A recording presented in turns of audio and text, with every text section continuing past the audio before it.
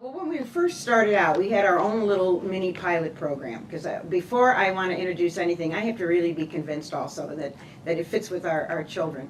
And so we had an after-school program. So we started with the after-school program, and that was fine.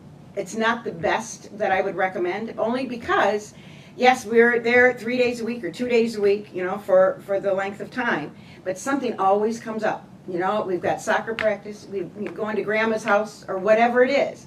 And all of a sudden they would miss a time, okay? And then, well, they'd miss 2 times. I'm thinking, okay, when this happens, it's really, I mean, you can make it up at home the way that's set up, but usually that wouldn't happen. Having a structure during the day is ideal.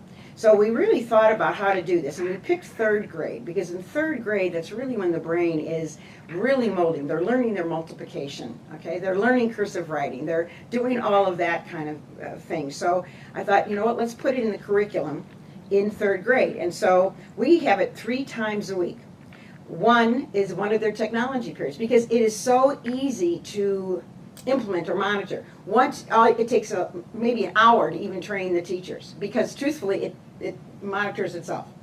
What you as a teacher have to do is really just be there to coach. So the technology teacher, the kids would come in, put their headsets on, and I love it because it's silence. The kids were great. Yeah. And so they would do it in technology. They did it in one of their library times, okay? And then the homeroom teacher, the 3rd grade homeroom teacher, took it for one shot. So there were really 3 teachers, and it fit in beautifully.